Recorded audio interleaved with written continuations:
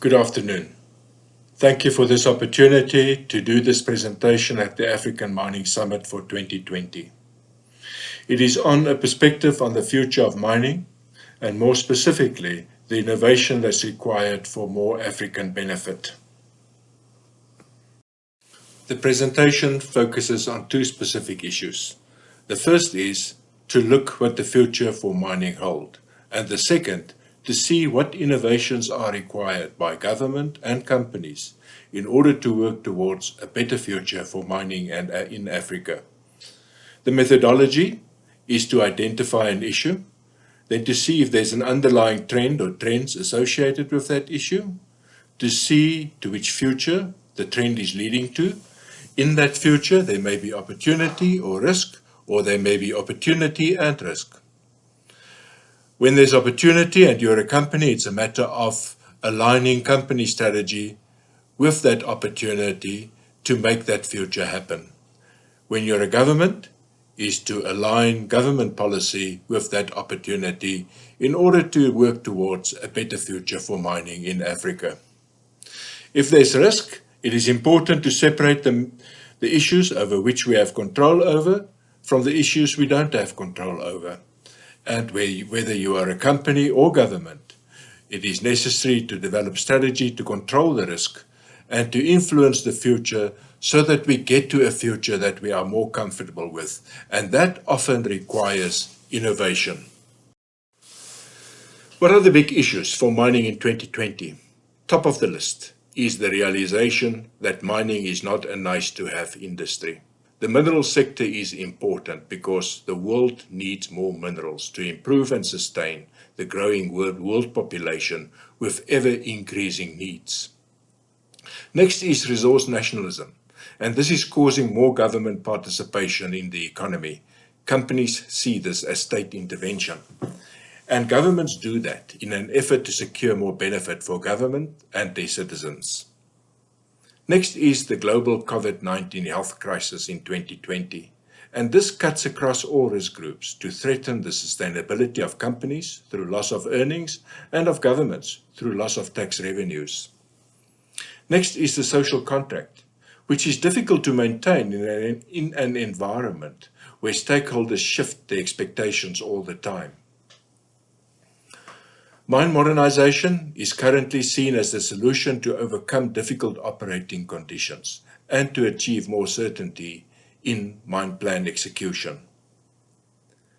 With frequent production disruptions, just think about the platinum strike of a few years ago in South Africa and the current lockdown situation disrupting mining earnings. Capital management and earnings protection are vital to ensure a return in investment. Even in these difficult times, investors still expect their regular dividends. Poverty in mining areas necessitate that mining companies look at mining communities and draw more talent in order to meet their staff requirements. The last two issues in that list are very big issues. These are structural shifts that are currently happening in the world economy. They require deep innovation. They certainly have questions for which there are no answers yet. The first is to look at the global concern on the impact of climate change and carbon emissions. Next is technology, because we are heading for an unavoidable technology-intensive future in mining, and this is disrupting mining and its future of work. This is a busy slide, and we can't go through the whole of it. On the left-hand side, there are the futures that are predictable. They are mostly because of cyclical issues, and because they happened in the past, it's easy to draw lessons from the past and then to apply.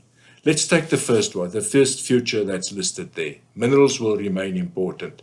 There's not much innovation that's required there, apart from understanding in the basket of minerals, which minerals will become more important and which minerals will become less important.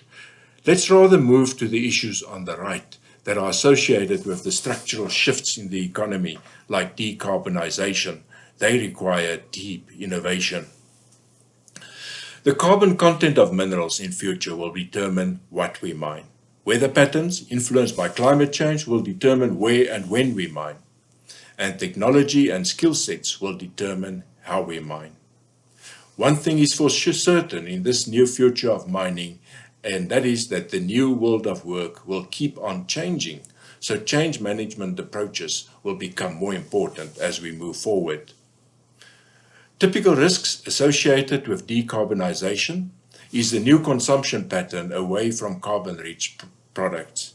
This leaves serious questions and difficult questions that don't have simple answers. Like, for example, how do we get more energy, because we need more energy, but have less carbon?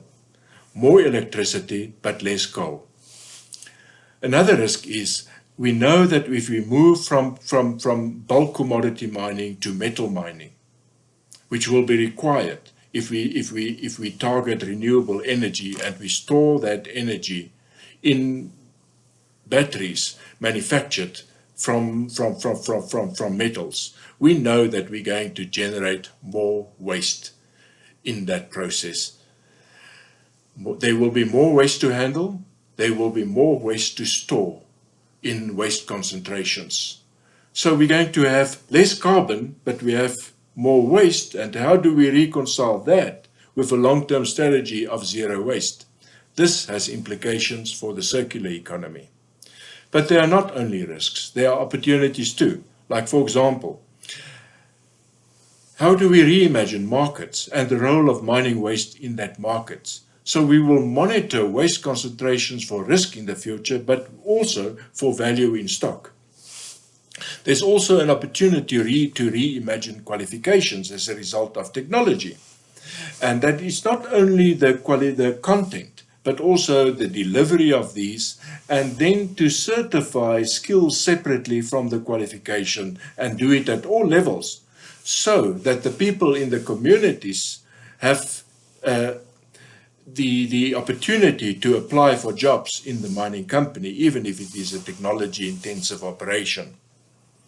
Another opportunity is in digitization, where new digital working models with flexible organizational structures and management systems can be introduced. We saw a lot of that happening during the lockdown. These technologies can bring home both safety and efficiency with the same technology. So there's a significant opportunity there. This slide looks at risks and opportunities that were identified in the study. These were then grouped under 3 headings to see which issues are under the control of companies and which issues are under the control of government.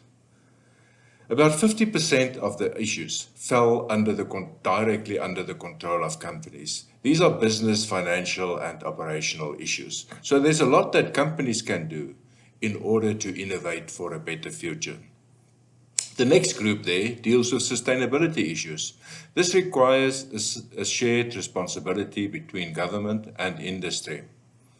And the third group are those issues that fall under the control of government. So we can see from the issues there that about 20 to 50% of issues are under the control of government, while more than 50% of issues are under the control of companies. So there's a lot that both can do in order to ensure a better future for mining in Africa. How can we innovate for benefit? And here it might well be a matter of less is more. We must appreciate that it is no longer about more. That was the style of the 20th century, when economies of scale and big machines allowed us to produce more for more profit and more growth. In the 21st century, policies became more people-centered, so better is the goal. If you want to know what better means in the African context, companies must, in their strategy to innovate, support and adopt the continental principles.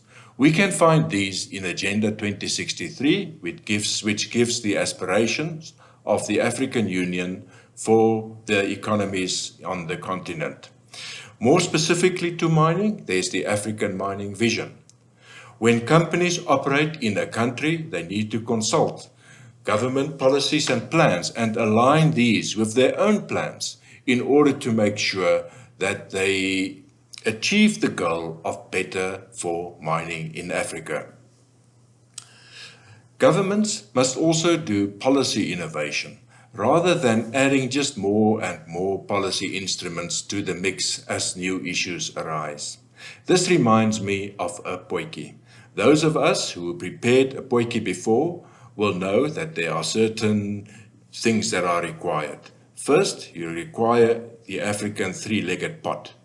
Then it needs preparation, a careful selection of ingredients that are added to the mix over time. And that requires patience and more time. When everything is done right, the community around the pot will start smelling that something good is about to happen. Sometimes when I look at government policies, I get the impression that it's more a brew than a potjie, where as new issues arise, governments will identify policy instruments that can solve the problem and just throw it in the brew with the other ingredients. This causes loss of intent of the original policy instruments, and more importantly, it may not be even suitable for the African context. It might have been designed for a completely different context, and it can have unintended consequences. Then government and industry must embrace and adopt technology and the fourth industrial revolution in all work processes. Companies have already started the drive towards mine modernization, and governments must do the same.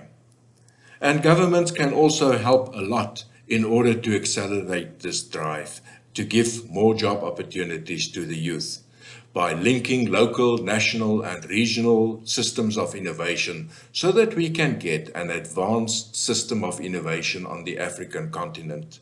That will help both companies and government in terms of working towards a better future.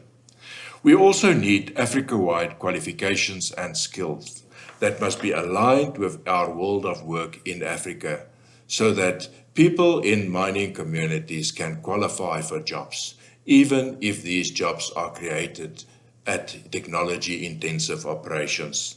Finally, we need partnerships, many partnerships between government and industry, government, and academia, in order to work towards this better future for mining in Africa.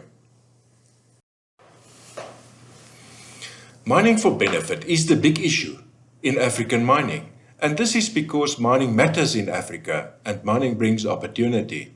The contribution of mining to the economy is real and measurable. The world needs more minerals and Africa has a stock of minerals. We must just bring things together. But mining is difficult and there's risk. Mining is getting more remote and happen in areas where there's often a lack of infrastructure. The fourth industrial revolution is about better, not more, unlike the earlier industrial revolutions. Better for Africa means less harm, more benefit, and growing the middle class, which brings me to the chart on the right-hand side, which plots the Gini coefficient on the horizontal axis, and we can see there that the average Gini coefficient for Africa in 2017 was 43.